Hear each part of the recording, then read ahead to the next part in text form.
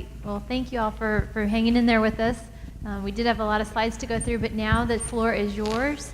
I want to turn over to Richard Trevino real quick. He's just going to describe some of the lessons learned from last time to try to help us make sure we hear everybody tonight. And then I know there's some kids in the audience too, so hopefully we can make sure that I hope they have something fun to do right now. All right, with that, I'll turn it over to Richard. Thank you, ma'am. So as your limerick has indicated, so some of the feedback that we received from the residents from the last town hall was we wanted to make sure that there were a couple of things. First and foremost, we will make sure we have the slides available to folks. I know folks were taking pictures. We'll make that available to you because you should have all that information. None of it's proprietary, otherwise it's open information. The other piece of it is that we do ask that there were some residents that ended up leaving towards, during the actual town hall. So we do ask that everybody have that opportunity to speak. We try to keep it to about a 3-minute type discussion initially, because we did have folks that were physically walking out during the town hall last time, and one of their feedback was they just couldn't wait that long. They had to worry about their children, their daycare. It was also going well into 3-4 hours in terms of the discussion. So we're trying to be very sensitive to your needs, to where you can take care of your families if they have homework, feeding them, or so forth. So we want to give everyone an opportunity to talk, have their opportunity to say their concerns, and then kind of gauge the time from that perspective and see if we can maybe do one more round after that. We are trying to be very respectful of your time, because again, the feedback was it did take a little too long from that perspective. It was literally over 3.5 hours. Also, we ask that we do is if an individual is in fact going through their 3 minutes and so on, where they're talking their concerns, we ask that folks do not jump into them and go over their time. Allow them to please get their concerns out, because we do want to listen to everybody. There was also some feedback that folks were just coming out of the audience and just at that point engaging during that conversation, and then that was just creating some frustrations where they want to have their time to also express their concerns. Okay, so we ask that we just respect each other's opportunities to be able to provide that feedback to us. So with that, also just a bit of quick, so we have one microphone over there. I know there's not one here. That's me, to be quite honest. So if you want to come up here, I'll be able to hand you mine, and then we'll go from that perspective. So with that, whoever wants to start, please go right ahead, sir. Speak right here? Yes, sir. You can hear me. Okay. Thank you for this opportunity. I've been in and out of base housing for 27 years, about to retire, 28 commission years of service next year. My points is my past experience with Hunt. So I've lived in privatized housing at other bases by Hunt. The last base house that I had at Langley, off base housing, was the best housing that I ever had in my whole military career. The houses were built in 2009 to 2010. People valued that. We were a community. It was well loved.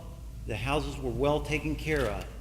This, by far, Randolph, the worst housing that I've ever lived in. I have to do a lot of work. Some of the work that I have to do is I have 5, I'm moving on to 6 dehumidifiers running every single day in my house. The thing that bothers me the most is this is the first base house that I've ever had to pay electric bill.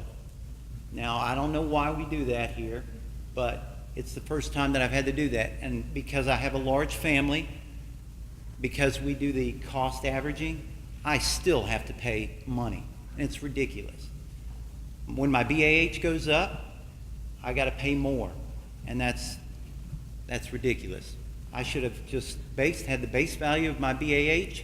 That additional BAH that I got an increase in, I use that to pay my bills. I need that money back. I'd also like to say that with other base housing, like what I experienced at my last location, they demolished that base housing. They demolished that base housing, they built it back up, and we were proud to live in that housing. So I would consider to go against the historical perspective and push back and get these houses. We could keep one house of every design, just like we do the Randolph house, and demolish the rest, build up, give us some nice housing. That's all I asked on that. In addition, lead testing. Thank you, ma'am, for getting that lead testing. But what I would ask you, can we get the environmental testing for mold? It's called ERMI, Environmental Relative Moldness Index. That test is recognized by the federal government. It's also used in the court system. So the EPA actually published guidance that can't be used, like, only for research settings. It's not to be used in homes. Right, so all that I would ask you, so before we respond, if we can just let them finish, perfect, thank you. And other than that, I appreciate the opportunity. Thank you. Thank you, Mark. And I'll turn it over to Nick to address the mold testing or to Hunt in general, but I want to take the historical piece. I want to see what we can do about that. I know there's Texas law, and that's a challenge, and I'm not as familiar with that piece of it. But at my last base, we were declared a historical district, so we were unable to demolish homes, but we're not a historical district here, I don't believe, are we? Well, on Randolph, we are a We historical are district, yes, ma'am. the circle, but not the duplexes. So the duplexes are part of the contributing factor, but I still think we can go back and look at it. So the gentleman is correct. Working with SHPO, we have to just have a plan to be able to show them, because we have demolished in the past. We just have to have a representation to be able to keep that historical piece to it. We can look at it. We are conversing with the Texas SHPO, and we'll just have to gauge those conversations, to be quite honest. There is a formal consultation process that we have to go through. But I'll turn it over to Hunt for some of the other pieces of it. So the ERMI test, EPA actually published guidance a while back now, a few years back, that test is only to be used in research or laboratory settings. It's not designed to be used in homes. And I'd be happy to provide that data for you guys so you can take a look at that. But EPA has basically said that the ERMI test should not be used in any homes. So I know that there are still some consultants that are suggesting the ERMI test, even performing the ERMI test, but the US EPA has actually published guidance that test should not be used in homes. So in the interest of brevity today, because we had way more time than I think anybody had planned, and Mr. Trevino and I spoke at length about that last night.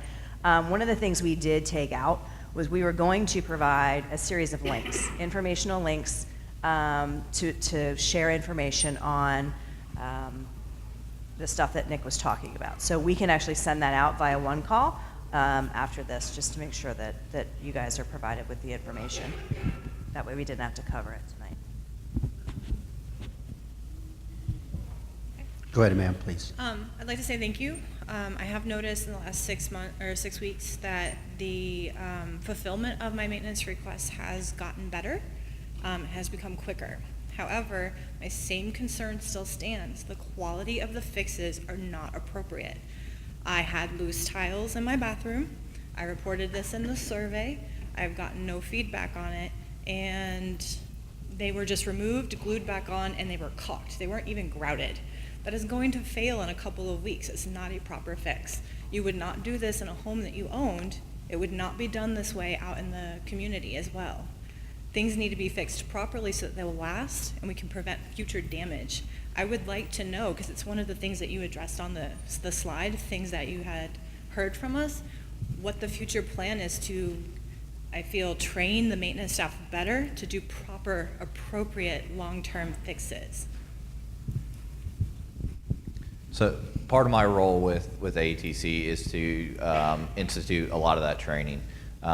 We've reached out to several of our suppliers, including HD Supply being one of the national, to provide training to each one of our sites on individual topics, from building and construction to HVAC to appliance repairs.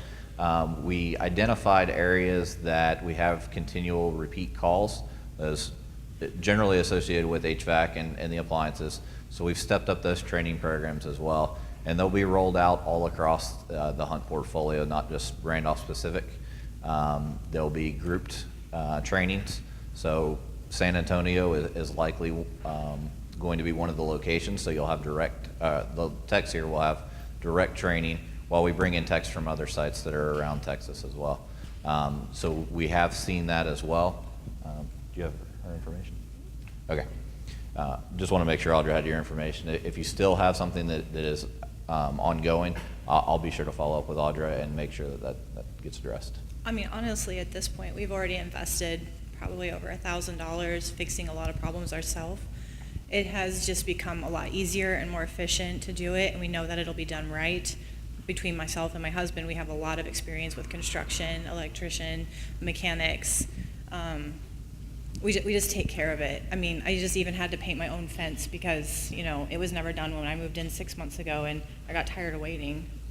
That's my biggest concern is I'm still dealing with the fixes that were done 6 months ago, and instead of calling them in, like my faucet that was replaced with a used faucet, I just went and I bought a new one and I fixed it myself properly the first time. And I shouldn't really have to do that. And I love, you know, the base. Like, the base is really, really great, and we do have a really great community and people that stand up for each other and we help each other out. But the whole point of me not owning a home at this point is so that I don't have to invest all of this money in a home that's not mine. I will take care of it, and I do. And I try to help everyone here upgrade their yards and do plants and power wash, anything that they need. I'm like, I'm there. Let's help make this place as best as we can. But they need more training. They need better training. They need not quick fixes. They need proper maintenance guidelines to follow and how to do that, because I'm still not seeing it. Absolutely. I couldn't agree more. It does take everybody, including working with the residents, to make Randolph the community that it needs to be. But we are committed to provide that training. We have put those classes in place for them.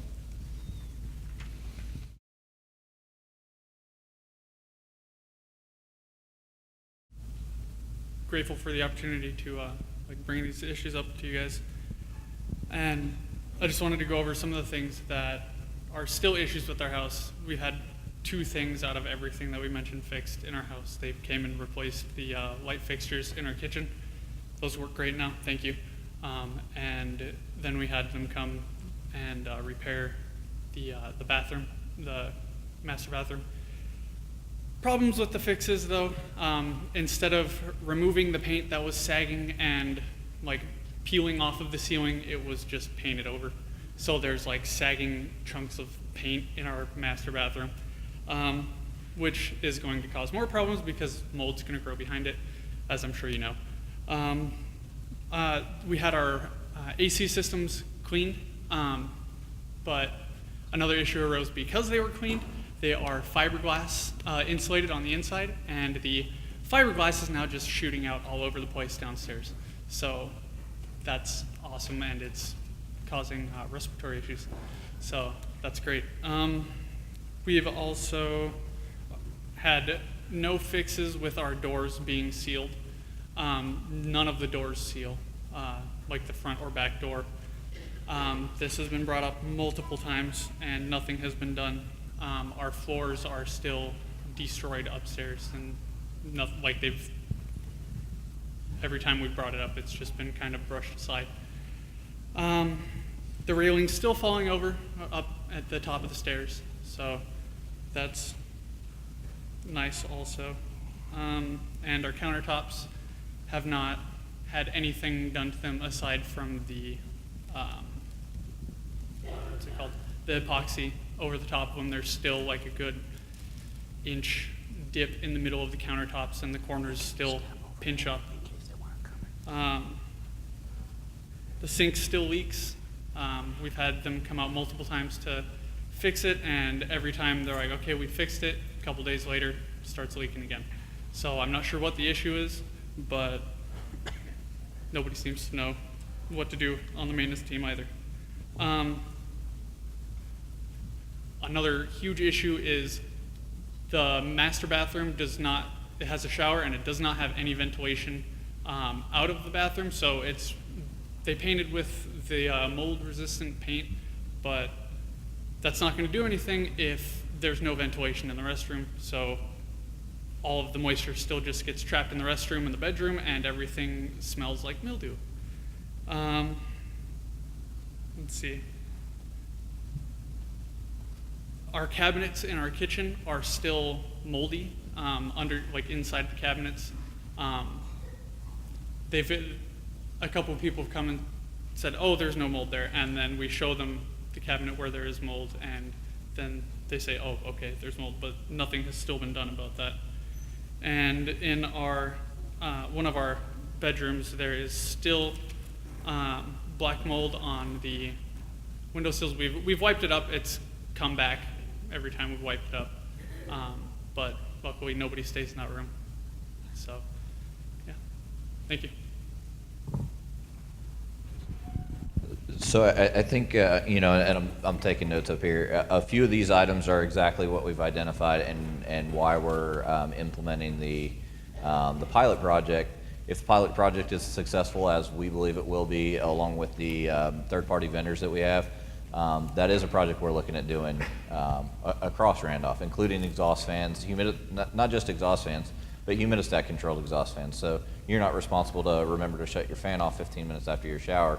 It's monitoring the humidity in the house and doing that work for you. In regards to the remainder of the work orders, I've got a list here, so you'll be hearing from us.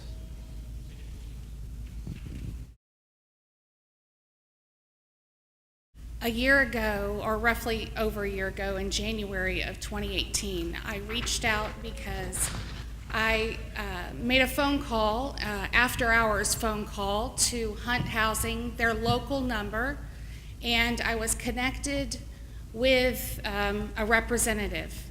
I recognized that this representative did not have an accent that was familiar to Texas, and I said, "Where are you located? You don't sound like you're from Texas." And the representative said that they were local, or they were based out of Dallas. And I said, "Well, you don't sound like you're from Dallas either. Where are you physically located?" And then they said that they were in Eastern Europe. And I said, "Wow, well, we just came from Germany. We might have visited your town. Whereabouts in Eastern Europe were you located?" And they said Romania. And I was floored that I had just provided my contact information, my phone number, my husband's rank, where we lived, to a foreign entity that I was unaware of, and that I had called a local number and received that connection to. I thought of my husband's security clearances. I thought of all of the other people that live in Randolph and their clearances and the vulnerability that Hunt disregarded. I then called Lincoln Housing at Fort Sam to find out where their after-hours number was, and it was here locally. I called Balfour Beatty. Their local number is the same one that Lincoln uses right here locally. And then I called their corporate offices and asked them, how do they manage call centers for all their residents, or would they ever do what Hunt is doing to their residents? And they said that we would never jeopardize the security of our residents in Balfour Beatty or Lincoln like Hunt has. I went to Hunt, I expressed concern. I went to command here at Randolph, expressed my concern there as well. And I called the 1-800-SPY SPY number. No one was interested. This week I've contacted the Senate Arms Committee. They're very interested. In fact, they cannot believe that this is an additional curveball sent on top of all of the problems that is coming about. Hunt submitted a memorandum to the Senate Arms Committee. They told me that I could use that as ammunition against Hunt for what they were doing. It confirms that they are using a Romanian call center to field calls of service members without telling anyone that that's what they're doing. In fact, the emails that Audra and Angela have both sent out to confirm that have not addressed that the call center is physically located in Romania, only that it's out of the country. So I just expressed that there's something greater here than just not fixing the mold. I have mold in my house, we have issues in our house, and this is a security issue. Thank you. I'm going to take this one for action. I know Colonel Beach is at the end there. He heard you as well. Mr. Moriarty is in charge of our property here, So he will talk to Air Force level, and we'll make sure that we get some sort of resolution on this, and I will come back to you, okay?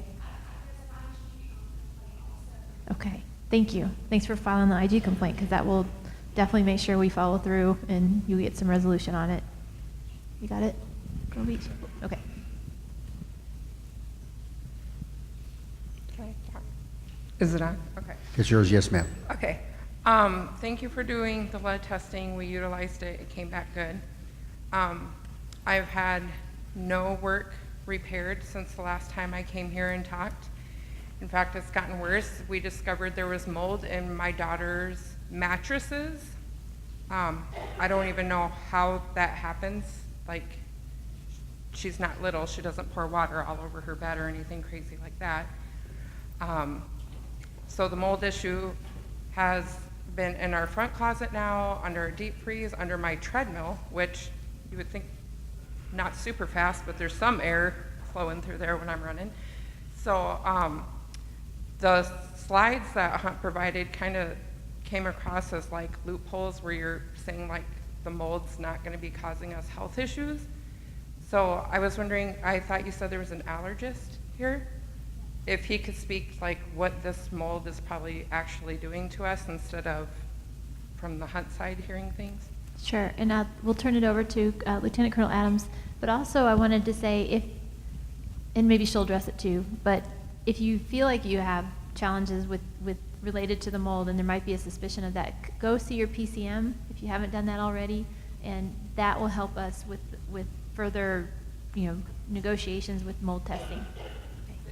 That is, my child was diagnosed with asthma here, and since Texas is some kind of allergy storm here, everything is environmental to prove it's in the house, and then they're saying, well, you can't test your house, like it's not going to prove anything. Then how am I supposed to prove it? How is our doctor supposed to help us prove it, is what I'm saying. Like, we're kind of at a stalemate here where it's like, we know it's making my kid sick. He's increasingly they did a fun run at school, and he had to have his flippin' asthma inhaler. That's never happened before. He couldn't even enjoy it. So it's like, I'm so frustrated because how do we prove it? We're not doctors. There's people working their butts off trying to get all these tests done and have you guys come in and stuff like that, and nothing, it just feels like nothing's happening. And then they're saying, well, our goal in the next few years is to get more vents and stuff like that. Well, that's great. I'll tell Finn that. Like, you just keep using that inhaler. So I'm getting super frustrated because can't move off base, got a special needs kid. He has autism. Like, I feel like I'm having to pick between all my 4 kids. Like, okay, well, you can be sick and you get a good education and you get to sleep on a moldy bed. Like, it's super frustrating. And especially when they don't even come in and do any of the repairs.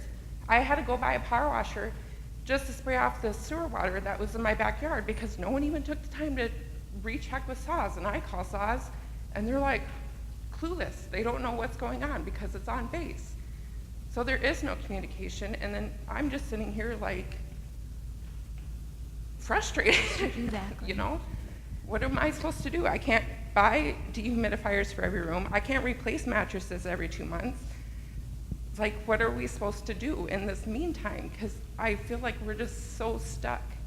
And I don't believe all this black mold, this mold has to be affecting our health. I don't care what the EPA says or any of that crap. When I'm scrubbing the floor under stuff and I'm breathing in that mold, I can feel the irritation. I am coughing. It is doing something to me, and it's not that I'm more sensitive than another person. Everybody, if you're breathing in stuff, it's going to affect you.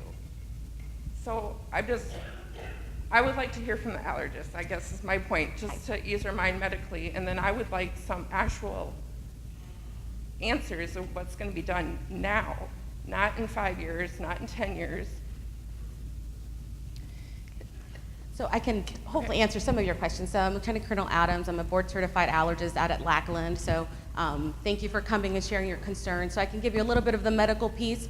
So mold, unfortunately, is everywhere, both indoor and outdoors, definitely in areas, houses that have water damage. We're going to see more mold there. Ma'am, you mentioned Texas being the perfect storm for allergies. You are 100% correct. Allergies here in Texas can be horrible for a lot of people, and that's both indoors and outdoors as well. So our job here is to make sure that your family's taken care of. So if your son can't do a fun run, that's concerning. So certainly, well, like we mentioned before, primary care is your entry into the medical field. They can actually do testing in terms of specific mold testing. What we were talking about before in terms of home evaluations for specific mold, that actually has not been validated clinically. I don't need to know that information in order to test your child for mold allergies. So we have different testing that we can do. We can do blood work, we can do skin testing. If the primary care doctor needs help in terms of evaluating their asthma, allergy is here as well to help. So we have allergists both at CMC, so Fort Sam, as well as Lackland. So we're here to provide that service as well. I'm a pediatrician, so if your child can't run a fun run, that's, like I said, very, very concerning for me. In terms of just big picture stuff, about 10% of the population has a mold sensitivity, but only about 50% of people actually have symptoms to it. So what I mentioned before is I don't need to know what kind of mold is growing in your house. If you're concerned that you're exposed and you have symptoms, that's enough for me to test you to mold. So that's all you need to tell your primary care doctor. They'll start the evaluation. Again, if they need help, allergy is there to step in. In terms of mold reactions, so allergy symptoms like runny nose, congestion, sneezy nose, that's the most common thing. But in asthmatics, it can certainly trigger asthma attacks. And folks that are immunocompromised, we do worry a little bit more because their immune system may not be up to par to fight that mold exposure. So again, those are the things that you need to tell your primary care doctor so that they can address those as well. And ma'am, if you would, do you mind providing your information? Carrie Estrada's in the back and she can take it so that I can follow up with you after the town hall on the items that haven't been addressed. I also wanted to just touch on one more point for you to a little bit of reassurance. So there were some slides earlier in the presentation that kind of showed a 5-year projection. That is independent of the pilot program that I've been working to develop and implement. That is not a 5-year or even a 2-year or necessarily even a 1-year program. We do need to make sure that the program works, which does require, I'm going to say, a few weeks for the data loggers to gather that information and report back to me. Once we know that we have a viable project, we'll be working very quickly to implement that. It's not a 1-year, a 2-year, or a 5-year program.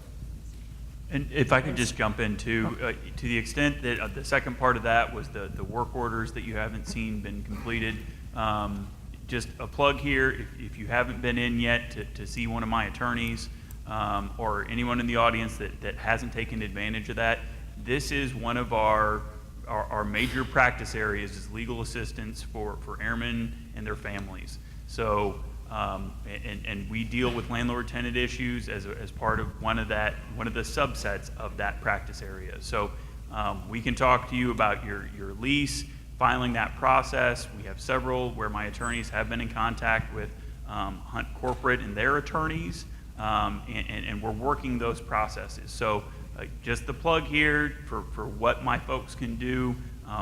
Come into my office. I have business cards up front here. With our contact information.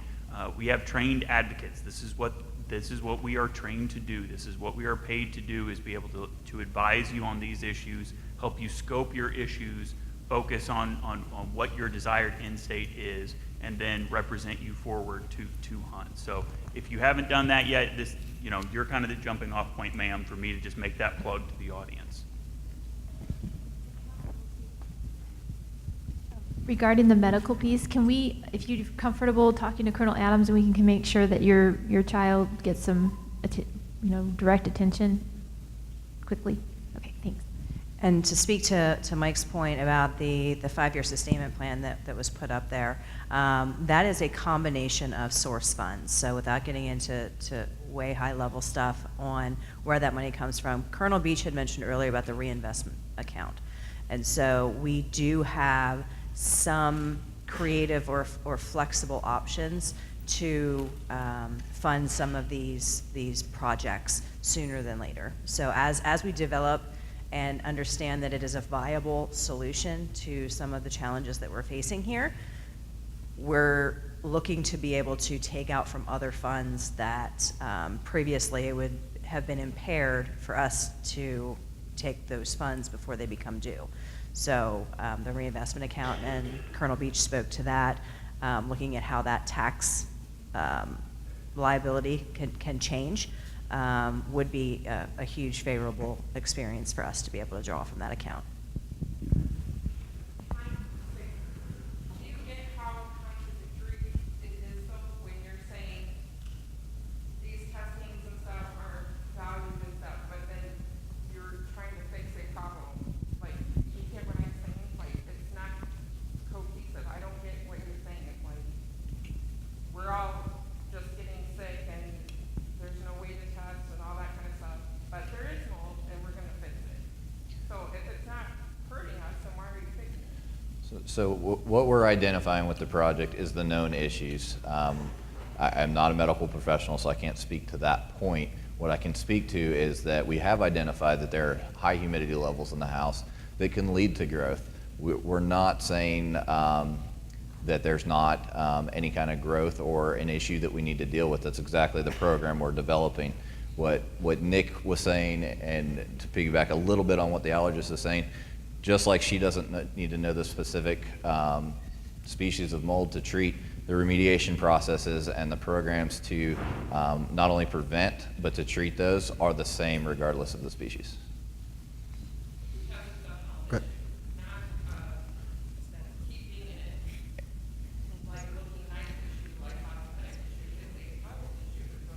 And I understand, and the dehumidification program is not designed to increase the aesthetics of your home. It's to decrease the humidity, the potential for mold growth. If there is a medical concern based on that, I would have to steer you back to the medical professionals as well. But I can tell you that there are issues identified in the homes, and that's what the program is working towards.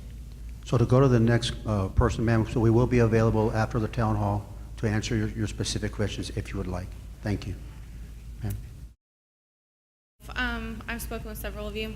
I spoke for a very long time at the last town hall. I don't want to do that again. My situation is extremely sensitive, so I'm going to keep a lot of my personal stuff out of this. However, there are some pretty basic questions. How much mold is too much for someone who is immunocompromised? Because I've brought it to several medical professionals' attention about my son's asthma and allergies and how he has an allergy to penicillin and all penicillin-based issue, and we're still living in that. I don't understand. We haven't been moved. We haven't been, relocated for repairs to happen, even though my husband just deployed, and we were told 4 or 5 weeks ago that those repairs needed to get started immediately and that we would have a plan within 2 weeks and or the things would be fixed. We're still at a 0 on that. That wouldn't really bother me as much if my deployed husband didn't just get an email on Friday saying, hey, we just wanted to check in with you because we completed some work orders. No one came to my home to do those work orders. So why is my husband being bothered about, hey, we're finished with your work orders while he's deployed and getting, hey, can you pat us on the back? Can you give us some feedback? While he's supposed to be focused on his mission when no one came to my home to do any of those work orders. No one. Why is no one contacting me? Why is my email not being used? Why is my phone number not being used?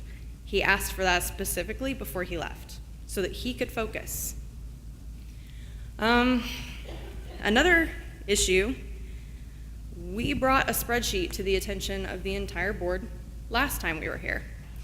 We did receive some level of credit. However, if you go back on our entire payment history for what we have paid in overages on utilities, I don't know how that was figured. I don't know where that money came from, and I was told that it came from Manol themselves. I called Manol, that money did not come from them. So how was that figured? Why was that the amount that was settled on instead of actually taking care of what the above and beyond was? And why am I not being given true answers? No one seems to want to tell me where that really came from. So my husband wants an answer to that one. There's a couple other things, but like I said, those are more private issue. However, I would like to speak with the allergist directly if that's okay. if I could find you after.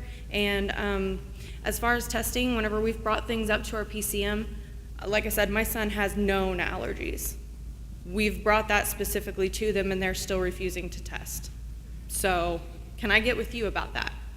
Thank you. I'll speak to the Manol situation. So we were really gunning for Manol to be able to show up here today.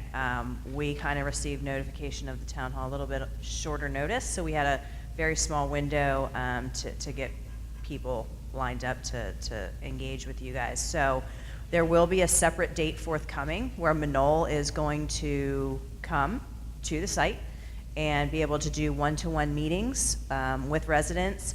They'll be bringing a team to be able to do meter audits, making sure that the correct meter is where it should be, and also kind of talk to some of the challenges that we have. So more information on that will be forthcoming, and I'll let Audra talk to the work order situation. Okay, But I just want to let everybody know that Manol will be paying coming. almost $160 in addition to, because of damages to the home that are being outright ignored, should not be on my husband. He shouldn't have to be paying that. There's no reason for that. So to have to be paying it, to not be told why we were only giving a minimal credit, and then not explain to me why we only got a minimal credit is unacceptable. Well, like I said, Thank you. more information will be forthcoming about Manol. So our goal is to get them in front of you to help them be able to more directly answer some of those questions. So to piggyback from Angela, Manol will actually be here the last week of April, so April 30th. I think they're flying in. I know for sure they'll be on site May 1st. We will be sending out a one call and posting on our Facebook page. And basically the office will be open to any questions that you guys may have in regards to your billing. I did work directly with Lisa Post, who is our Manol rep, in regards to your account, and she's the one who actually provided the spreadsheet that I had sent to you in regards to the credit. So I do have that, and I did work directly with Manol on that. And Lisa Post will actually be the one, she's our Manol rep that we work very closely with when it comes to any billing. She will actually be the one that's coming here the last week of April. So as far as the work order situation, maybe we can get together after this because our records definitely reflect differently. So we can chat to that after. Yeah, that would be great, because the email that my husband got while deployed said that your people have been trying to get into my home since March 22. I've literally been home nonstop, even while prepping for him to leave, and no one has come in to do that work. So that's unacceptable to say that you've been trying to enter when that's not the case. Okay, so that's a separate entity. That is actually with the legal counsel. That's not something that came from us. Mm-hmm. So that specific question would have to be directed back through the legal counsel. But as far as the actual warm call that we sent, I can speak directly to you about that at a later time this afternoon, this evening, if you want to see after. So as far as when the texts were in my home, the environmentalist, Nick, was there, Robert Harris was there, and Lieutenant Colonel Garrison was there, and there was two pages of promises that were made and nothing has been delivered on. So is that actually going to finally be delivered on, or are we still in limbo? What's going on with that? So I actually reviewed those notes and helped develop the work plan that has been communicated back through your legal counsel. Okay. That work plan was developed back on March 22nd, and we, through legal counsel that's up here today, and your representative that you're working with, we are happy to work through that process with you. Is there a reason why not all of the issues that were written down that were addressed are actually going to be taken care of? Because only part of them are listed and the rest of them got thrown to the side. Again, that's a question that at this point is going to have to go through your legal rep. Okay. Just because it came through on the legal demand that's letter fine. originally. Okay.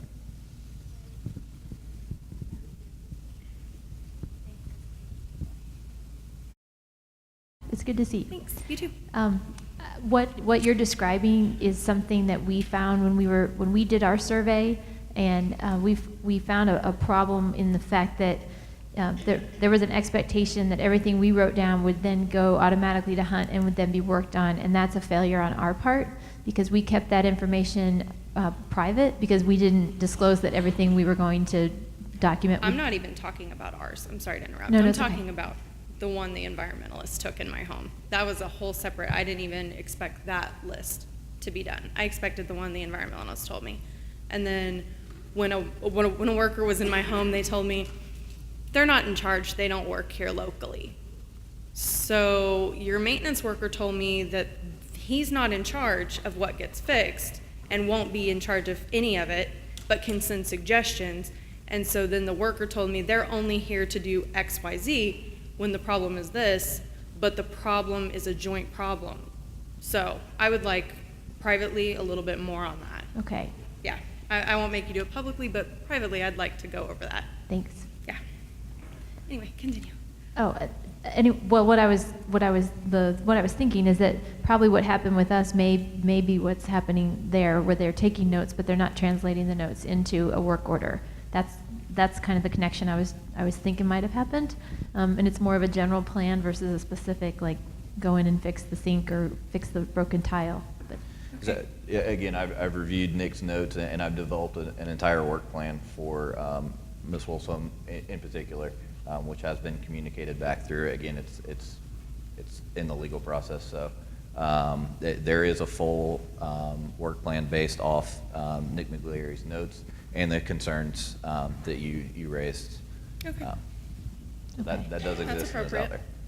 Okay. Is that it? I think so.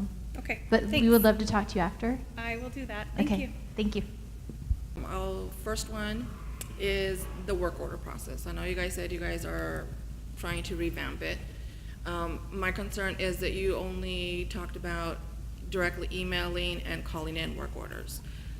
You have a system online through the Randolph Family Housing website, and that's what I utilize. That's what I've always utilized. So, and it's out there for residents to use, and it's broken. I put in 3 separate work orders, March 13th, 14th, and 15th. One of them was acknowledged, given a work order. 2 others must have gone to a black hole because I never got work orders for them. Diane called me, asked me about how things were going, asked about work orders, and I said, that's funny, you should ask about that. I told her about the work orders. She went and looked into it. There was no open work orders. I asked for a history of my work orders to see what was going on. The initial work orders were not put in until after I had talked to Diane. So when I put in work orders, they just didn't go in. So there's a problem there and it needs to be fixed.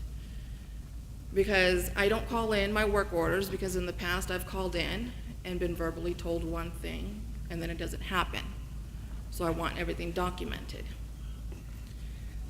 So, I want to know what can I do more. I'm doing my part, but things are not getting done. And the other question I have is about the school issue. I'm sure you heard many of us last time said the only reason we live on base is because of the schools. We're an EFMP base. And the majority of us have special needs kids, and the schools here are amazing for them. They're the only reason that we live on this base. So, our concern is securing a place for our kids if we have to move off base for, safe and health reasons. So that's my other part. Where are we with that? If I could, I'd address the work order process real quick and then pass the school over. So technology is a great thing, but it does have its glitches. These are items that I'm going to look into and work with Yardi, which is our work order management company and software that we use. One of your questions, you said, what else can I do? And I know you like to keep stuff in writing, and that's great. That keeps everybody on the same page.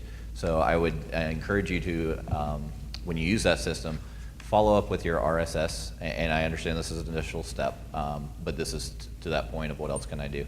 If you shoot your RSS that's assigned to your area, a quick email and say, hey, I put in a work order for this, this, and this, and this was the date and time that I put it in, that would kind of be that next step to just verify. Again, not something you should have to do on every work order. We get that. Unfortunately, technology does have some issues sometimes. So I've already made a note, and I'll be taking this back to you. What's the step beyond the person that's, you know, in our area, the RSS? Because I've gotten emails from, you know, our person with the work order number, and then 2 weeks have gone by and nothing has happened with it. So the first step would be to follow up with Audra, and then the second step would be to work with the Housing Management Office. If it's not getting resolved with your RSS and it escalates, it follows that dispute resolution process to Audra, and she's unable to make that correction for you, that's where Diane can step in, and Mr. Trevino's office can step in and help you out. So, Leilani, thank you for your question. So we have some good news. We're very close to having the policy finalized for the schools, and we also want to thank our school district that is, as you described, one of the best, if not the one. I can't say I've got 3 under my command, but one of the very best in San Antonio. So what we've been able to do through the school superintendent, Mr. Johnson, is secure a place for your children next year from 2019 to 2020, the next school year. If you are moving out of your home due to a command decision that your home is unfit or unhealthy or unsafe. So that's the 1 year. And then at that point, because we learned there's a financial piece to this where the schools are funded differently based on children living on base, they receive more funding versus children off base. So in order to just protect their finances and their planning and teacher planning and the classroom sizes, we have to reapply for future places in the school. However, we have really good indications that those applications will be accepted over time. That's in the past. Most folks, when they do apply, there's a record of acceptance. So no guarantees, but a level of confidence that your children will be taken care of. Thank you. Absolutely. And this is Mr. Johnson. Come on down. Thank you, General Linderman, for allowing me to come tonight. I am Lance Johnson. I'm the superintendent at Randolph Field Independent School District. I've been there for 6 years now, and I can tell you we don't have any stronger relationship than the students in our school. So I know there's been maybe some rumors floating around that we have relationships with Hunt. I don't know any of these folks in Hunt, I can tell you that. I've seen 3 or 4 JBSA commanders come through, and 3 or 4, executive commanders come through Randolph. So my priority are the students in Randolph Field ISD, I can tell you that. So you can put that to rest if anyone on the street says that. So as General Linderman was speaking to, there are some issues that we have to take into consideration as a school district. The federal government funds us for an active duty student living on base at about $9,000 for that student.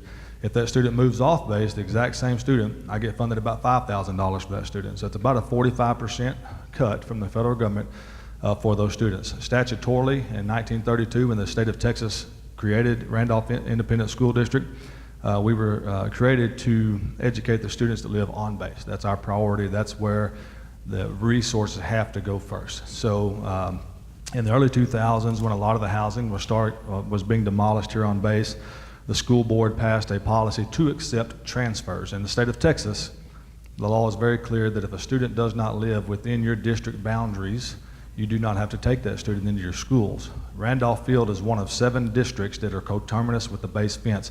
So my district boundary is the base fence on Randolph Field. So anybody living outside of our district, by law, has to apply for transfer. And the school board sets policy regarding those transfers. Currently, our policy does not allow us to take students who would require additional resources to educate because those resources are limited coming from those students living off base, and because our resources have to first go to students living on base, okay? That being said, again, our passion is for our students. Some of you, I've heard your stories here, and I'd be more than happy to come to your homes and see the issues firsthand myself. Invite me, get hold of my secretary. I'd love to come walk through your house myself, because I think that's important. But I can tell you that our goal is to partner with the base and come up with a solution to allow those families currently being affected by this issue to stay in our schools. Okay, that's what our goal is right now. I have to work with our school board to adjust our policy slightly and to put in an exception for those families. It is not something that we can open up in perpetuity, relying on Hunt Housing. Again, I don't know any of these folks, but relying on them to take care of the housing issues on base. Allowing your students to continue to go to school, or if you move off base, cannot be something that is put on the backs of all the students that do move on base at some point in the future. But we do want to alleviate the current issue and your worry that if you're living in a house that's making your child sick, and you are only staying in that house because you are afraid that your child will not be able to go to school at Randolph Field ISD, I can assure you our goal is to keep those students, okay? Our goal is to keep those students in our schools for a period of time. Again, it cannot be in perpetuity, okay? There will have to be a time limit that is set for families that are currently being affected, okay? And so someone moving in next year to a house you may have moved out in because of the sensitivity to mold you may experience, and if another family comes in doesn't experience that sensitivity, you can see where the issue would be compounded in the district's eyes if this were to go on for years, and then we would have to just stop the program for everyone involved, okay? And so our goal is to set a policy that will allow an exception to you, to allow your children to continue to go to school for the next 2 years, and hopefully allow the base some time and Hunt Housing some time to address these issues moving forward and remove us out of the equation. The last equation that Randolph Field ISD wants to be in is in between the United States Air Force and Hunt Housing. I can promise you we don't want to be wedged in that decision. So our goal is to educate your children. We are the #1 school district in the San Antonio area, 2 years in a row, I know, and maybe we're in the top 3 every year. And we are there. So in Texas, there's 1,200 school districts, and we're usually in the top 25, somewhere in there. And so we are very proud of our system, and we know that you have your kids here because we have such a good school system. But we're committed to working with you on that. And we're going to ask the school board in May to pass an exception, again, for families that are currently affected, probably as of no later than May 1. And so anyone that comes in after May 1, we would have to take that a case-by-case situation. But families that are currently being affected and currently have these issues that General Linderman has and her team have identified as true health issues. Now, again, it can't be one of these things where you just don't like your house. We ask that you not take advantage of that so that we can help the kids that are struggling with health issues, the families that are truly having reactions to the mold in the homes. Save this exception for those. We ask you that, because if not, then at some point the district would become in a financial bind. And so I will be happy to answer any questions, General Linderman, if you'd allow them to do that at this point while I'm here. Absolutely. And I just want to say a personal thank you for, this was all on his own. I think I mentioned in my last town hall that he contacted me, Mr. Johnson contacted me out of the blue and offered his help. So I'm extremely grateful for your help in this issue. But the floor is open if any of the families have questions. Oh, I didn't have a question, but thank you certainly for extending that. I find it notable that you disaligned yourself from Hunt, and I think that that is also extended with a lot of the families that have lost trust in Hunt and don't know how to disalign themselves, but yet also achieve what they need to in their homes.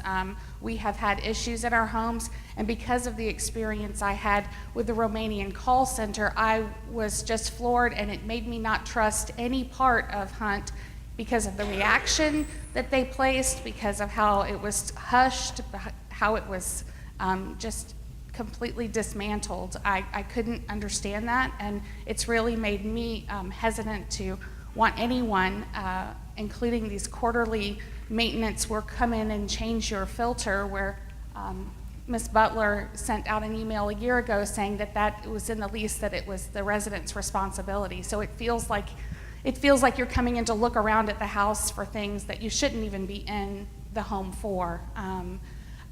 We have mold just like everyone else. We have a critter living above my bed that I listen to go to sleep at night. and my fear is, like was said at the Senate committee meeting, was that you would kill it and then I would have a dead animal above my bed every night. And then I would have maggots coming through my ceiling fan. I mean, these are concerns that I don't know how to address, but because I have lost trust in the company itself that's been put in place to take care of us. So I don't know how to, I also didn't submit the survey because I didn't trust Diane to be able to address that, because I involved her in my concerns with the call center, and it was said it was too big of a deal. It was too big to manage. It was too big of a concern to contend with, because Hunt is the largest of the property management companies for the government, and it's big money who they pay to take their after-hours phone calls. So the concerns then go on with mold in our storage. It wasn't removed. They cleaned the gutter, but yet we still have mold in the storage building, and that was a work order that I put in that was never addressed. So I don't know how to bridge that gap. The Army came out. They sent their command out to walk through our home. They documented everything. I believe that it was submitted to Diane because they called me and said that they had received something from the Army. We went through, and as you had the phone surveys, I was one of those that gave it over the phone to, I guess, the coworker of Diane. I was contacted on the 25th of March to schedule a walkthrough, and I said I would rather it not be anyone from Randolph, that I just didn't trust them, and no one ever reached out after that point to come to the house to do a walkthrough. I am so sorry about that. Sam Fields here. If you're not comfortable with anyone from Randolph, if you're comfortable with me, I would love to come through your home and with Mr. Trevino. Also, was it Sam Field? Did you meet with him? Okay, you spoke on the phone. Okay, great. So we'll schedule that at the end of this town hall. Okay. Thank you. I definitely understand your concerns, very valid concerns in regards to pest control and mold. That was kind of the reason why we brought our pest control team here and our landscaping team, so that the residents that aren't familiar with the vendors that we use could start building that trust back up with them. So I realize you're limited on who you allow through your home, but if we could get for pest control to come and maybe we can look at that exclusion process and see exactly what's going on with the rodent or pest or whatever it is above your head at night. We can come out here tomorrow and take a look at that. I will personally come out tomorrow. Will tomorrow work for you? Yes. How about we get together after this? Yes. We resolve it. So I got the young gentleman here is trying to also talk, so we don't want to dismiss it, but also not be trying to give the individual opportunity. At the risk of getting tomatoes and rotten eggs thrown at me, I am one of the pilot houses that they are doing. I'm not a Hunt apologist. I am also not a spokesperson for anyone. I will say that we've had a very positive experience with Hunt. I know that it's not fair that we were chosen. We're by far not the worst house on Randolph. There was many that were much worse. Maybe we were chosen because we're kind of middle line. And I won't go into every detail of what they've done because I don't want to obligate the Hunt Corporation into doing what was done in ours, because a lot of ours was experimental.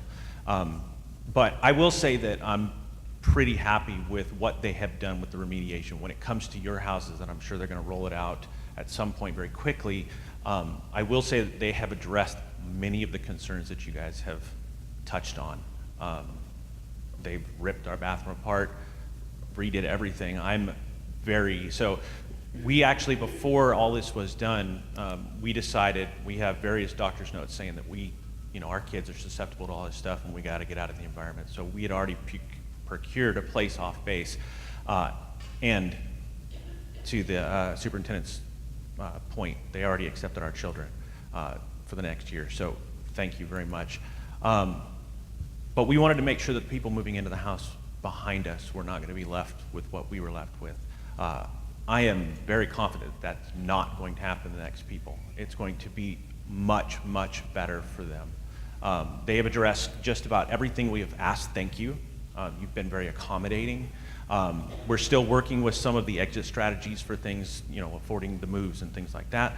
We're working that. So, but I will say that they have done a very decent job with the inside of the house.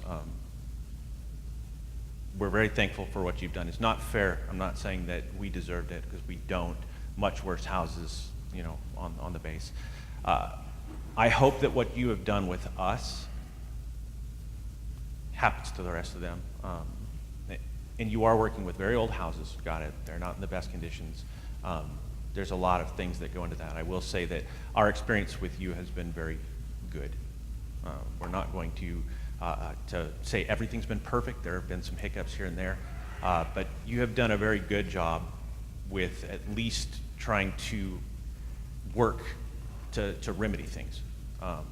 And I would hope that you're going to continue to do that with the rest of the populace. I'll hand it over to my wife that has some specific questions for some minor things, but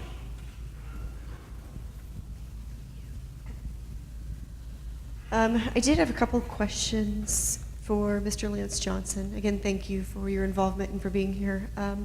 You did say that additional resources could be required in some instances, and that could be a factor regarding transfer. Is that correct? And could you define additional resources? Like, for example, if a student is already receiving gifted and talented services and, say, speech services, would that be a factor or would it be defined as additional resources if they're already receiving those resources here on this installation at this school anyways? Right, so if a student outside of this exception were to apply for transfer, and that student were to require the district to add staff or resources, then our policy would not allow us to accept that student's transfer because it becomes a capacity issue. In the state of Texas, we have kindergarten through fourth grade is bound by 22-to-1 class ratios with the teacher. And so if we have a second grade student to apply for transfer, but my class is already at 22-to-1, I don't take that student because it's a capacity issue. Same thing with any other need the student may have. If I've got a math inclusion class that has a capacity of 8 and I'm at 8 and this student applies for transfer that needs math inclusion, I don't take that student because I don't have the capacity for it. I would have to go out and add a new math inclusion teacher for this student living off base. That again, it comes down to a resource issue for the district and capacity issue for the district. The students that would be encapsulated with this exception is ultimately we're waiving that requirement. Okay, so we're saying as a school board that if a student that currently lives in this situation that exercises this exception, it's subsection F of our transfer policy, we're going to ignore that ultimately and say that for 2 years we'll take that student, understanding that the district's going to take a financial hit potentially because of the reduction in funding, which is why we can't do it in perpetuity, which is why we have to have a time limit set to allow some of these things to get worked out by the folks that are going to work these things out. We ultimately are trying to remove that factor from the equation is what we're trying to do for a time period and for the families currently living on the installation. Again, that's why there has to be a cutoff date. There has to be some sort of limitation to that so that we don't expose ourselves to a great liability that we can't sustain. I will introduce our board president, Mr. Jimmy Cornelius. He is very instrumental in us in driving this home with our school board. He's very, very good at managing our board, and so he and I work in great partnership together in this district. He's the only board member that was here when they hired me, so that's a good thing, I guess. You and I both have survived. So I don't know if that answers your question or not, but we do take that in consideration. But again, the idea here, the goal here is to provide an exception to that.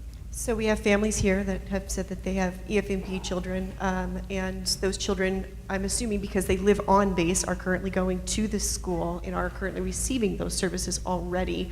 So then in their instance, you're stating then that if their house is deemed unlivable by, I believe, the commander, and please, Colonel Martin, correct me if I'm wrong, because my understanding is that in order for this policy to take place, the first step is that the home has to be deemed unlivable or basically condemned by the installation commander.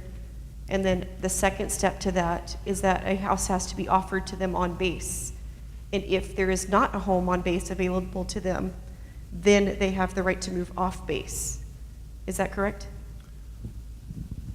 Well, I'll let Colonel Martin explain a little bit, but there is some room in there. We haven't come to that exact language. So I would say the language I would use is if the house is deemed unfit, unhealthy, unsafe, and that can be unique for a family. It doesn't mean the home is condemned for all eternity, because it could be fixed. It could be not as susceptible to other families living there to have health issues. So each case is going to be very specific, and it's going to be decided by myself and my civil engineering director. Does that help? Yes, ma'am. You nailed it. I nailed it. Oh, that's not typical, but okay. Thanks. I I'll take appreciate it. you clarifying that, ma'am. That's just the legal language that was explained to me, so I wanted to get clarification from you all, especially for everybody here as they go through this process, particularly with you and the rest of the school board. I did also want to ask if I have a question about the performance incentive fees. I do understand that those are a bonus of sorts that is given to the privatized companies for based on performance. Is that correct? It is, and I might need to phone a friend with Colonel Beach, because his office helps us with those fees, but I know that there's rules that are changing. I don't want to lead the witness, though, so I'll let you finish your question. Understood. Essentially, I know that funds are allocated for certain items and expenses, and sometimes funds can't cross from one place to another. If there is in any way a means by which, if a family has to move off post due to unsafe housing, and the school district is taking a hit for that, could somehow these performance incentive fees be applied to help offset the costs that the school is losing?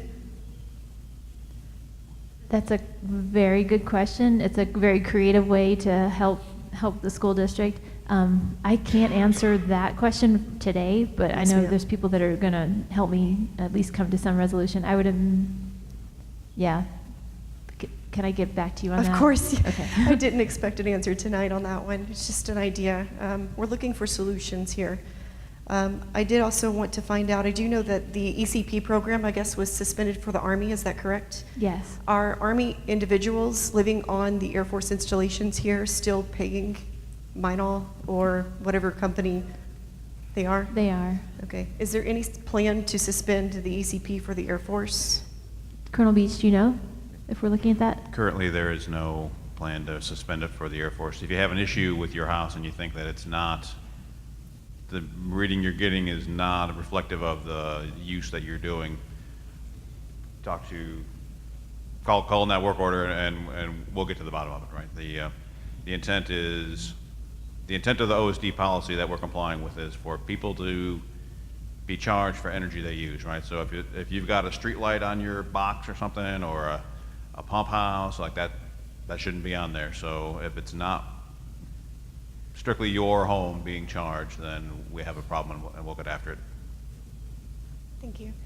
And then my last question is regarding self-help.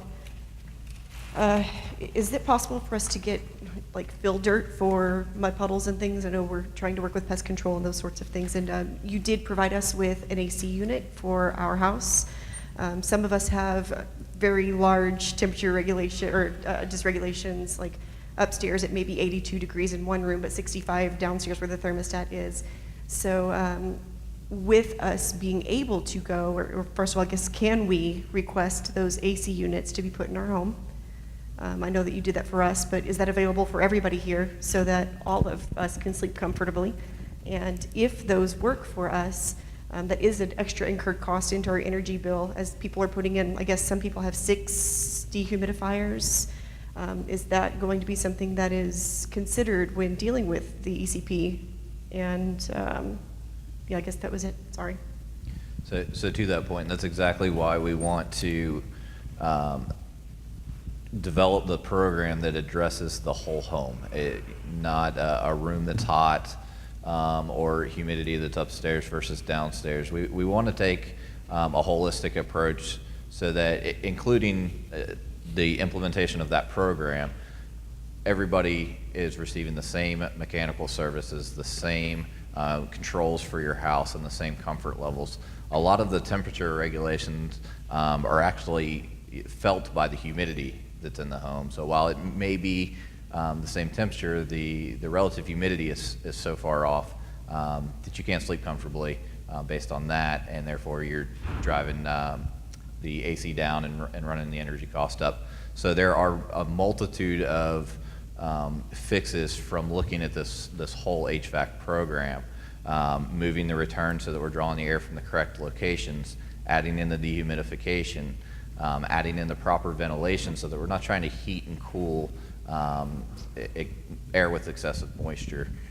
When those situations arise where you do have 6 DHUs, we need to, 1, address the issue, and 2, if there's a one-off like that that is driving you outside of the program that Colonel Beach described, that needs to be brought to the attention of Audra, and I would encourage anyone to use the time with Manol coming up to help address those concerns as well. Okay, concerning that, so it may be a humidity issue in some cases. I know specifically our case, the temperature readings were taken when you all did the walkthrough. It was determined that is definitely a much different temperature in certain rooms of our house than it is in others, which is why you all provided the solution that we came to. And I understand that your idea and your overall solution is to try to fix these units so that they don't have these irregularities of sorts. But in our case, a third-party company did come out and they evaluated the unit and said nothing is wrong with the unit. The unit functions fine. So with the determination that the unit functions fine, that means that there was no fixed action required in order to fix that. So the solution that Audrey and I came up with was to just put a portable unit in there. And that has worked really well.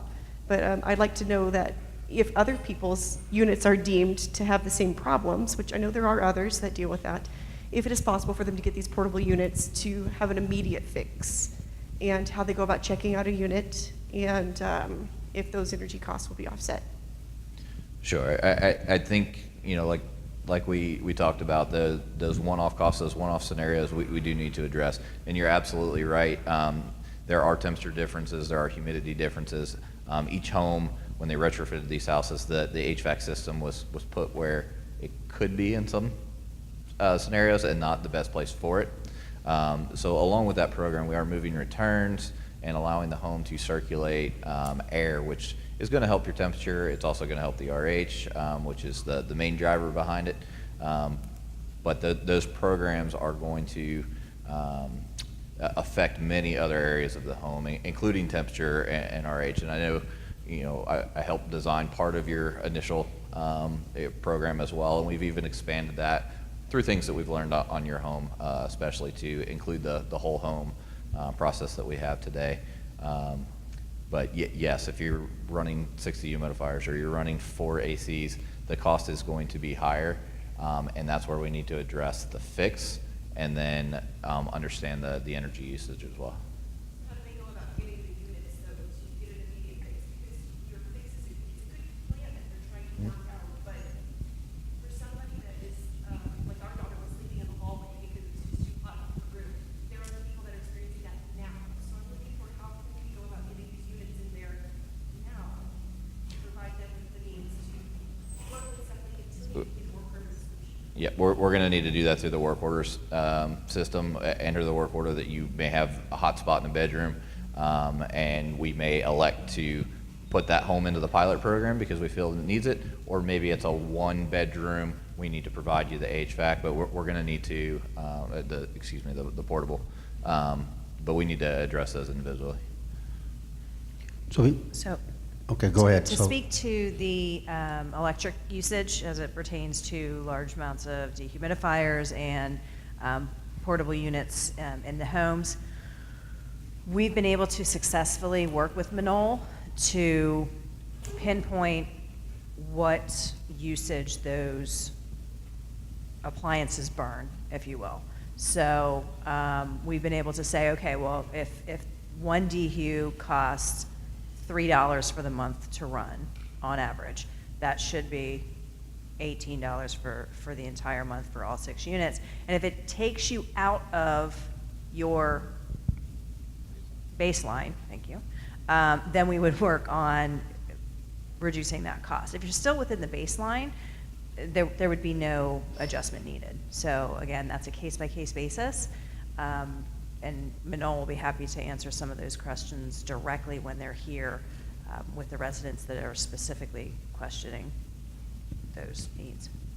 So if we can have Colonel Beach answer your question, ma'am, on the performance, and then we'll see where we are from that standpoint. It's about the 2.5 hour mark, so I want to be sensitive to your time, so I just want to make sure that everyone had an opportunity to talk, and then if we just wanted to see if there was still interest in doing that from that perspective, we can take a look at it.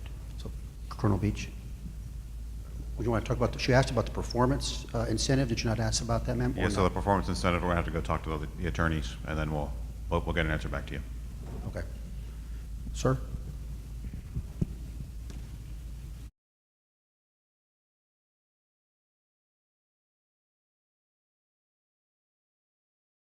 Also here to support Ms. Wolf. And also, some of the members weren't able to come, text me questions. So I was going to ask them on their behalf, kind of step in. I was giving everybody opportunity. So I definitely want to address their concerns. So one of the, I'm just going to read all the questions. It's like 5 questions, if y'all don't mind. One of the questions that was sent to me is, if the industry standard is really a visual mold inspection, what about tape tests? Who is your remediation company? Who is the inspection company? Are they doing any inspections before and providing clearances afterwards? What industry standards are the following in regards to mold remediation and inspection? And the last question was, what about when you see mold? What margin should be used to cut it out when it's on sheetrock or plaster? What do they do with that when they continue to see the mold over and over? So I'm going to turn the mic over to our guy here. Can you repeat the questions again? Okay. Actually, can I? No problem. Can I just read them? Okay, so the first question is if the industry standard is really a visual mold inspection. Yes, that is what any regulatory agency recommends, is a visual mold inspection to include moisture testing. So there's a moisture meter that's used. You're looking for building envelope leaks, plumbing leaks, basically any source where there can be elevated moisture or any kind of a water source or a moisture source, because to get mold you need a food source and you need moisture. So that is the recommended practice, is to do a thorough visual inspection to include those types of tests. You also should look at the temperature, relative humidity. You should be inspecting the HVAC system, ductwork, all of those kind of things. So that is what's recommended, and I'd be happy to provide that guidance with the other things that we had talked about before. Okay. What about tape tests? So tape lifts, we usually use them to determine if a previously moldy surface has been remediated properly. They basically, it's just like it says, it's a piece of tape that you put down. It's not uncommon to take a tape lift and see settled spores. There's mold spores settled on this chair. Pretty much any flat surface that they can settle on, they will. So just to go in and randomly do tape lifts, I wouldn't say would be a recommended or a common practice. If you can see visual mold, there's no reason to tape lift it. Obviously, you have a mold issue and you can see it growing. As far as just going in and doing random tape lifts, no, that's not something that we typically would do. It would be the visual inspection and the moisture readings and the things I described before. All right. And who is your remediation company? Who is the inspection company? Are they doing any inspections before and providing clearances afterwards? So in Texas specifically, the kind of the regulations kick in when you reach 25 square feet of continuous mold growth. I will say that our policy is a little more on the conservative side. We use our cutoff as the EPA number of 10 square feet. So if we have issues of 10 square feet or more, we usually contract those out. It's not a requirement in Texas to do clearances, but in extenuating circumstances, we could potentially call in a third-party inspector. If we were to use a third-party inspector, it would be someone who's licensed in the state of Texas to do mold assessment. And then the clearance was the last question. Are they doing any inspections before and providing clearances afterwards? So as far as clearance goes, it's not a requirement, like I said, unless you have the 25 square foot trigger, which is the Texas kind of sweet spot. In certain instances, we would do a clearance if it's required.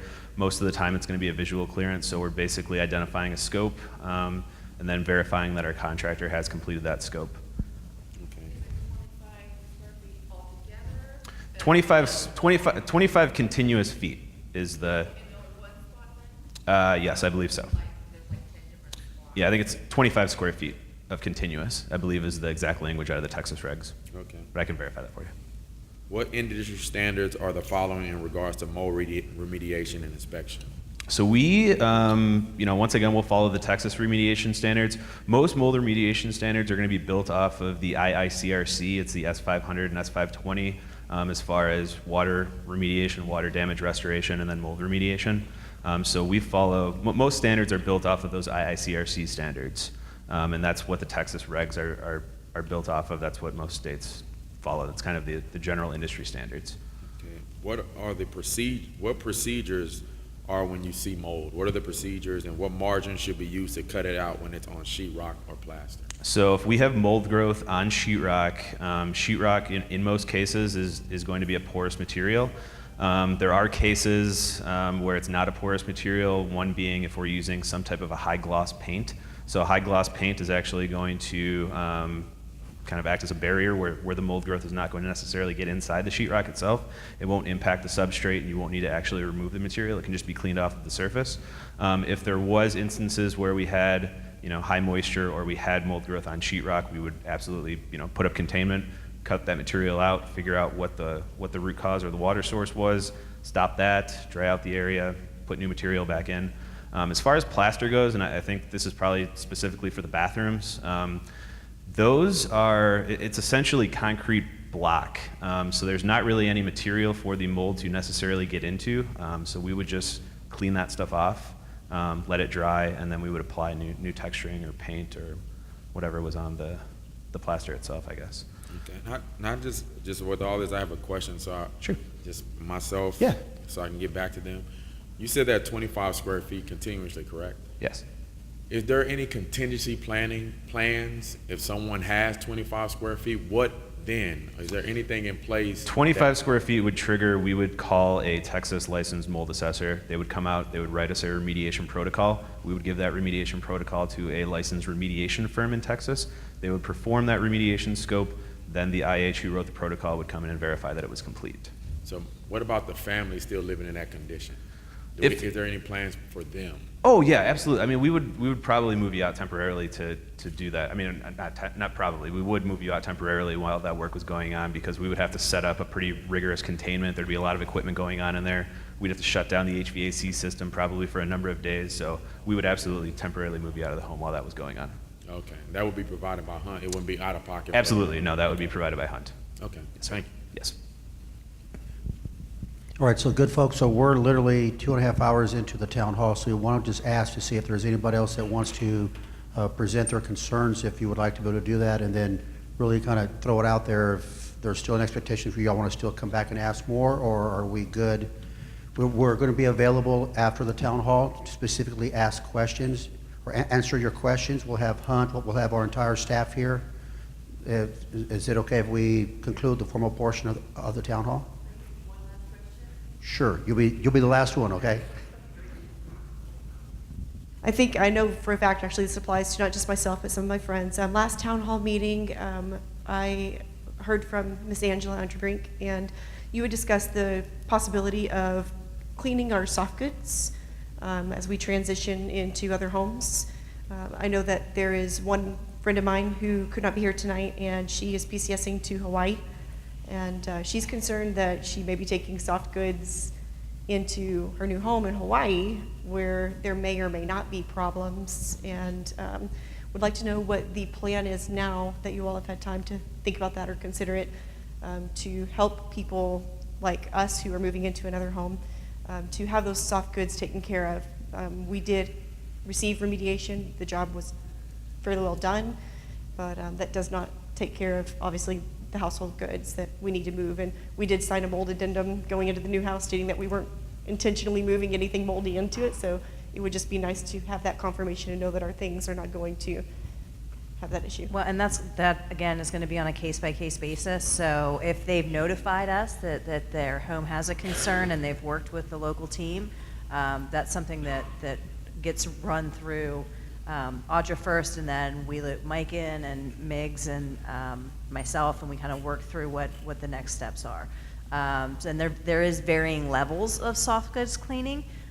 Mike's really good at kind of going through that, and so without knowing, who it is or and I can't speak to another resident when they're not here, so that's just something that Audra can follow up on. All right, thank you very much. So with that, ma'am, I'll go ahead and go to you for closing comments. Well, I just want to reiterate again, thank you all for being here tonight. Thank you for bringing us your concerns, whether it's here or it's through email or offline or just being in your neighborhoods. Please don't hesitate to come up. We're going to stay up here for as long as you have any questions and you still want resolutions to some of the issues that you brought here tonight but didn't either feel comfortable or didn't get a chance to talk to us. But most importantly, as I mentioned last time, it's an ongoing conversation. This isn't the last town hall. We'll have another one in another couple of weeks, and we'll report back on what we've been able to accomplish. But most importantly, the communication, just please keep it open. If you have issues, please let us know. The government especially, we're here to help. We want to know what's going on, and we want to try to get to the resolution as best we can, working with Hunt and our other partners here in the room today. So thank you all for being here. I know it's a big part of your night, and we greatly appreciate it. And with that, I will say safe travels home. If you're in the neighborhood, walk safely, and we'll talk to you soon. Thanks.